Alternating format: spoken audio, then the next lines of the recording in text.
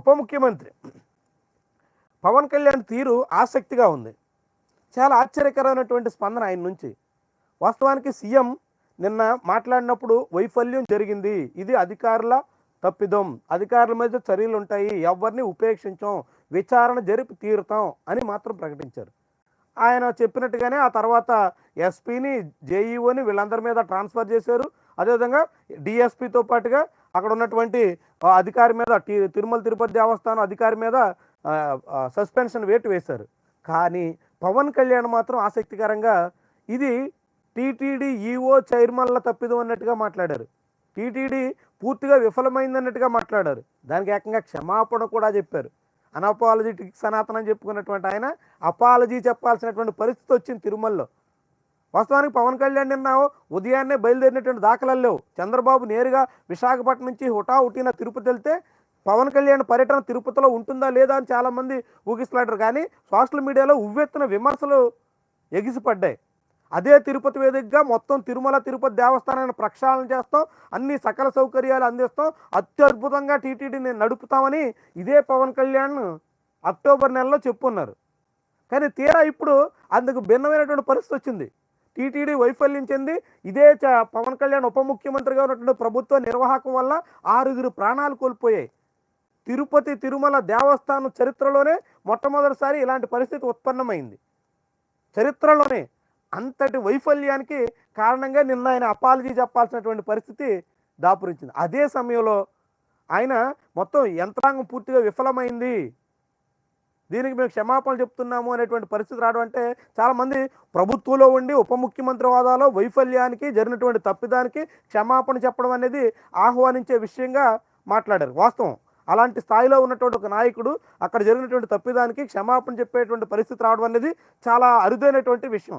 అప్పట్లో లాల్ బహదూర్ శాస్త్రి లాంటి వాళ్ళు రైల్వే ప్రమాదానికి క్షమాపణ చెప్తూ తప్పిదాన్ని అంగీకరిస్తూ నైతికంగా బాధ్యత వహించి పదవి నుంచి తప్పుకున్నారు అని మనం చెప్పుకుంటూ ఉంటాం. కానీ ఇప్పుడు మరి ఈయన క్షమాపణ చెప్పారు, సరే, మరి అసలైనటువంటి కారకుల మీద చర్యలేవి? ఆయన చెప్పినట్టే టీటీడీ ఈవో విఫలమైతే ఎందుకని చర్యలు తీసుకోలేదు? చైర్మన్ మొత్తం పాలకవర్గం బాధ్యత వహించాలని పవన్ కళ్యాణ్ చెప్పిన తర్వాత మరి ఎందుకని వాళ్ళ మీద ఇప్పటివరకు యాక్షన్స్ లేవు? ఎందుకని తాత్సార్యం చేస్తున్నారు? ప్రభుత్వం విఫలమైందని అంగీకరించిన తర్వాత వైఫల్యానికి ఏదో ఒక డిఎస్పీనో, ఒక హార్టికల్చర్ అధికారినో, జేఈఓనో వీళ్ళని చర్యలు తీసుకుని వాళ్ళ మీద మాత్రమే యాక్షన్ తీసుకుని ఏం ఉపయోగం? అసలు కారకులు కదా నిందించాల్సింది, అసలు కారకులు కదా శిక్షించాల్సింది, అసలు కారకుల మీద కదా చర్యలు ఉండాల్సింది. వాళ్ళను వదిలేసి మేము క్షమాపణ చెప్పాం కాబట్టి సరిపోయింది అన్నట్టుగా ఉప ముఖ్యమంత్రి మాట్లాడితే ఏమనాలి దాన్ని? ఇద్దరు ఆసక్తికరమైన విషయం అంటే రాజకీయంగా కూడా చంద్రబాబు ఒక రకమైనటువంటి లైన్ తీసుకుంటే పవన్ కళ్యాణ్ ఇంకొక వైఖరి తీసుకున్నటువంటి తీరు.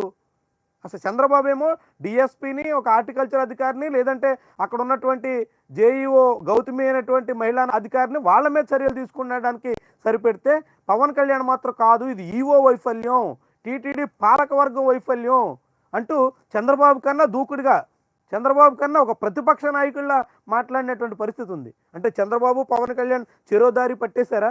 విరుద్ధమైనటువంటి వైఖరిని తీసుకున్నారా? ఏంటి దీనికి కారణం? వ్యూహాత్మకంగానే కనిపిస్తుంది. వాస్తవానికి ప్రభుత్వంలో ఇద్దరు భాగస్వాములు, ఒకరు సీఎం, ఇంకొకరు డిప్యూటీ సీఎం అయినప్పటికీ కూడా చంద్రబాబు కన్నా దూకుడుగా ఒక విపక్ష నాయకుడి తరహాలో పవన్ కళ్యాణ్ మాట్లాడడం వెనుక ప్రభుత్వంలో భాగస్వామిగా పాలకపక్షంగా ఉంటూనే విపక్ష పాత్ర కూడా పోషించాలని జనసేన అధినేత భావిస్తున్నట్టుగా కనిపిస్తోంది. విపక్ష గొంతు కూడా తామే వినిపించాలని ఆయన యత్నిస్తున్నట్టుగా స్పష్టమవుతోంది. ఒకవేళ రాబోయేటువంటి రోజుల్లో రాజకీయంగా తెలుగుదేశం పార్టీతో విభేదించాల్సి వస్తే ఇప్పుడు జరిగినటువంటి వైఫల్యాలకి, ఇప్పుడు జరుగుతున్నటువంటి తప్పిదాలకి తన పాత్ర లేదన్నట్టుగా ఆయన చెప్పుకోవడానికి తగ్గట్టుగా ముందస్తు వ్యూహాలతో సాగుతున్నారా అన్న సందేహం కలుగుతుంది. లేదంటే వైఎస్ జగన్ మాట్లాడాల్సిన మాటలను కూడా పవన్ కళ్యాణ్ మాట్లాడడం ద్వారా జగన్మోహన్ రెడ్డికి అలాంటి అవకాశం ఇవ్వకుండా, ఎదురుదాటికి ఛాన్స్ ఇవ్వకుండా ప్రభుత్వంలోనే 2 భిన్న స్వరాలు వినిపించేటువంటి వ్యూహానికి చంద్రబాబు పవన్ కళ్యాణ్ సిద్ధమయ్యారా? వీళ్ళిద్దరి ఉమ్మడి వ్యూహమా, లేకుంటే భవిష్యత్తును దృష్టిలో పెట్టుకుని పవన్ కళ్యాణ్ వేస్తున్న ఎత్తుగడా అన్నది కీలకమైనటువంటి అంశం. చాలా చాలా ఆసక్తికరమైనటువంటి రాజకీయ పరిణామాలకి పవన్ కళ్యాణ్ తీరు ఆస్కారం ఇస్తుంది. చాలా ఆయన ముందస్తు వ్యూహంతోనే ఇలాంటి ఎత్తుగడలు వేస్తున్నారా అనేటువంటి అనుమానానికి తావిస్తోంది. చాలా చాలా ఆసక్తికరంగా స్పందిస్తున్నారు. అదే సమయంలో నిన్న తన అభిమానుల పట్ల చాలా ఆగ్రహంగా తనను ఉద్దేశించి అక్కడ నినాదాలు చేస్తున్నటువంటి వాళ్ళ పట్ల చాలా ఆవేశంగా మాట్లాడినటువంటి తీరు కూడా పవన్ కళ్యాణ్లో కనిపించింది. ఇదొక ఆసక్తికరమైనటువంటి పరిణామం.